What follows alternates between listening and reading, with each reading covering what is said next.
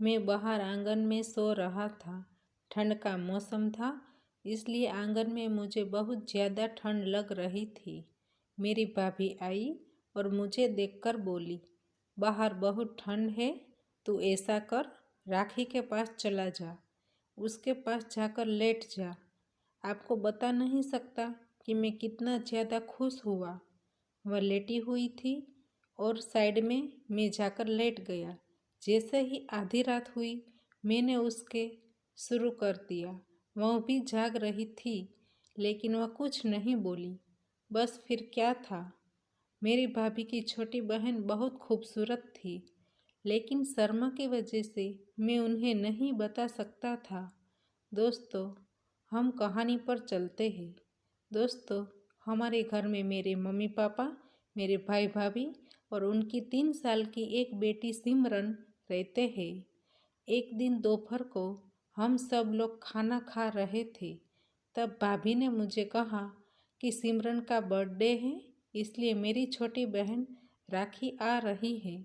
तुम कल शाम को रेलवे स्टेशन जाकर उसे लेकर आना। मैंने तेरा नंबर उसे दे दिया है। मैं आपको बता नहीं सकता कि उस वक्त मुझे कितनी ज़्यादा खुशी हो रही थी। दूसरे दिन शाम को मैंने जल्दी से खाना खाया और अपने कमरे में जाकर मैंने नए कपड़े निकाले और उनको प्रेस करने लगा, क्योंकि आज भाभी की बहन राखी को अपनी ओर आकर्षित करना चाहता था। मैं उसे काफ़ी टाइम से पसंद करता हूँ, लेकिन मुझे नहीं पता था कि क्या वो भी मुझे करती है या नहीं। इस बारे में मैंने कभी उससे नहीं पूछा था, क्योंकि मुझ में इतनी हिम्मत नहीं थी।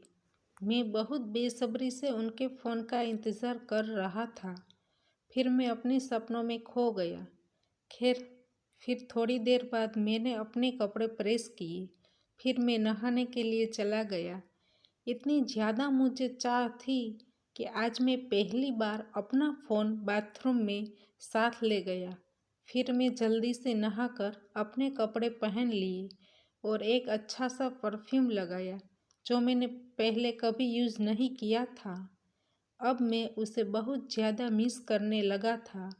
मैंने पहले कभी भी उसके साथ बात नहीं की थी। आज मुझे पहली बार उनसे बात करने का मौका मिल रहा था। तभी अचानक से मुझे कॉल आया और मैंने जल्दी से फ़ोन उठाया। जैसे ही मैंने हेलो कहा, उन्होंने बोला कि आप राहुल बोल रहे हैं। मैंने हाँ कहा। उसने कहा, मैं यहाँ रेलवे स्टेशन पर खड़ी हूँ, आकर मुझे ले जाओ। इतना सुनते ही मुझे कुछ होने लगा था। मैंने कहा, आप वहाँ खड़े रहो, मैं अभी आया। उन्होंने कहा, ठीक है। फिर उसने फ़ोन काट दिया। मैंने जल्दी से गाड़ी की चाबी ली और मैं जल्दी से निकल गया। मुझे उन्हें देखने के लिए ज़्यादा एक्साइटेड हो रहा था, क्योंकि भैया की शादी के बाद मैं अपनी पढ़ाई पूरी करने के लिए अमेरिका चला गया था। मैंने शादी में ही भाभी की बहन को देखा था। तब से ही मैं उन पर दिल हार बैठा था। खैर, जैसे ही मैं रेलवे स्टेशन पहुंचा, उसको देखकर मेरे होश उड़ गए, क्योंकि वह इतनी ज़्यादा सुंदर लग रही थी कि मैं आपको कैसे बताऊं।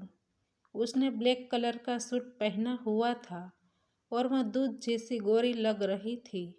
मैंने उनके पास जाकर उनका बैग पकड़ लिया और उनको बाइक पर बैठने को बोला। वह मेरे पीछे बैठ गई।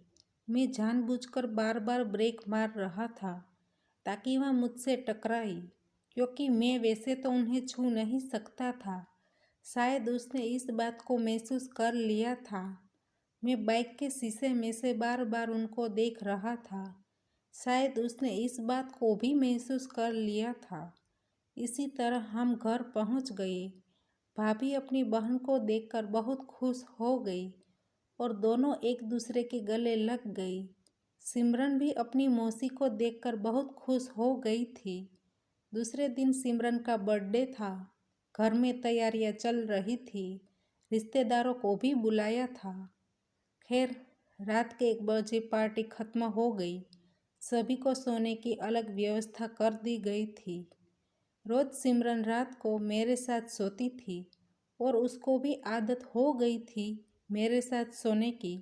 लेकिन आज वह अपनी मौसी के साथ सोने की जिद करने लगी। मैंने कहा, भाभी कोई बात नहीं, उन्हें अपनी मौसी के साथ सोने दो, मैं बाहर आंगन में सो जाता हूँ। इसके बाद सिमरन अपनी मौसी के साथ मेरे कमरे में मेरे बिस्तर पर लेट गई और मैं बाहर आंगन में सो गया। बाहर बहुत ठंड थी, लेकिन मैं उनको डिस्टर्ब नहीं करना चाहता था। थोड़ी देर बाद भाभी आई और बोली, बाहर बहुत ठंड है, इस तरह मैं तुम्हें बाहर ठंड में नहीं सोने दूंगी। उसने कहा, तुम भी अंदर जाकर सो जाओ। यह सुनते ही मेरे चेहरे पर खुशी आ गई, लेकिन मैंने भाभी के सामने जाहिर नहीं होने दी। मैंने कहा, नहीं भाभी, मैं यहाँ सो जाऊँगा। भाभी बोली, नहीं, यहाँ बहुत ठंड है, तुम चलो अंदर। वह मुझे हाथ पकड़कर अंदर ले गई। मैंने देखा सिमरन अपनी मौसी के साथ सो रही थी। भाभी ने अपनी बहन को जगाया और कहा, राखी थोड़ा साइड हो जाओ, इसे सोने दो, यह बाहर ठंड में बहुत काँप रहा था। फिर मैं बिस्तर पर एक कोने में लेट गया। मेरी और राखी के बीच ज़्यादा दूरी नहीं थी, क्योंकि सिमरन बिस्तर के उस साइड सो रही थी। मैंने लाइट ऑफ की और फिर से बिस्तर पर जाकर लेट गया। लेकिन मुझे राखी के साथ नींद कैसे आ सकती थी? मेरा मन तो कुछ और करने का हो रहा था, लेकिन मैं चाहता था कि शुरुआत राखी करे। थोड़ी देर बाद मुझे ऐसा महसूस हुआ कि मेरी पैरों की उंगलियों को कोई छू रहा है। मुझे समझने में जरा भी देर नहीं लगी कि पैर किसका हो सकता है, क्योंकि मेरे पास राखी सो रही थी। मेरे पूरे शरीर में हलचल सी हो गई। मुझे यह अच्छा लग रहा था। मैं जानबूझकर सोने का नाटक करने लगा। फिर मैं अपने आप पर कंट्रोल न रखते हुए जल्दी से अपना हाथ रख दिया। मैंने अपने हाथ को इस तरह रखा कि उसे लगे कि मैं नींद में यह सब कर रहा हूँ। मुझे अंदाज़ा लग गया था कि वह भी सोई नहीं है। मैं धीरे धीरे यह महसूस करने की कोशिश कर रहा था कि उसका हाथ कहाँ है। मुझे जल्दी से उसका हाथ मिल गया। मैंने अपने हाथ से किया। जैसे ही मैं सोने का नाटक कर रहा था, वैसे वो भी कर रही थी।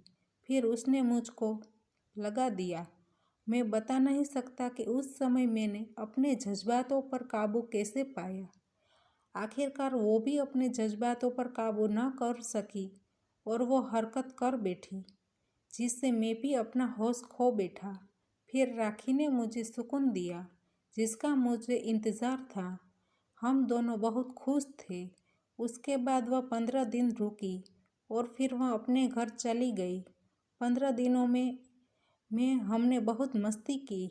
उस 15 दिनों को मैं कभी नहीं भूल सकता, क्योंकि उन दिनों ने मुझे बहुत खुशी दी थी। फिर 6 महीने बाद मुझे एक कंपनी में अच्छी नौकरी मिल गई थी, इसलिए मैंने भाभी को राखी के साथ शादी के लिए बात की। भाभी और उनके घर वालों को कोई एतराज़ नहीं था, क्योंकि मेरी अच्छी नौकरी लग गई थी। फिर हम दोनों ने शादी कर ली। दोस्तों, हमारी कहानी यहीं पे समाप्त होती है। आपको कहानी पसंद आई है तो वीडियो को लाइक करें और शेयर करें, और चैनल पर नए हैं तो चैनल को सब्सक्राइब करें, और हाँ, नोटिफिकेशन बेल को ज़रूर दबाइए ताकि आने वाली अगली अपडेट आपको सबसे पहले मिल सके। धन्यवाद।